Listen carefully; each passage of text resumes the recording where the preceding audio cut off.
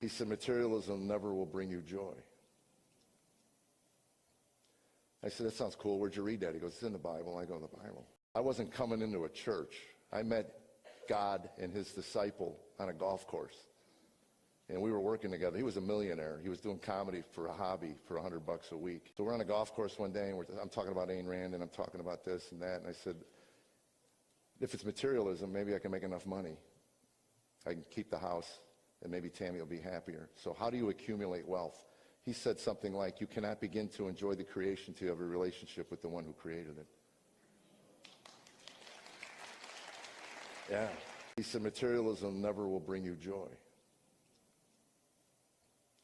I said, that sounds cool. Where'd you read that? He goes, it's in the Bible. I go, the Bible. Okay. A couple holes went by. He said something else. I go, that's great. Where'd you read that? He goes, the Bible. I said, stop it with the Bible. He goes, what do you mean? I go, who reads the Bible? I mean, really? You know, a little archaic. God's word. Come on, we're in the 20th century here. What's in the Bible you don't think is true? I go, I don't know. I'm an atheist. I don't believe in God. Let alone, I've never read the Bible. He goes, then you're not an atheist. You're a moron. I said, well, how so? He said, I'll give you the short answer. To discount an infinite God and an infinite universe, which you're denying exists as an omniscient being, in order to truly deny that, you yourself have to be omniscient. It's a self-defeating argument. You cannot defend an absolute negative. And I looked at that man and said, what? He said, I say this out of love. You're not smart enough to be an atheist.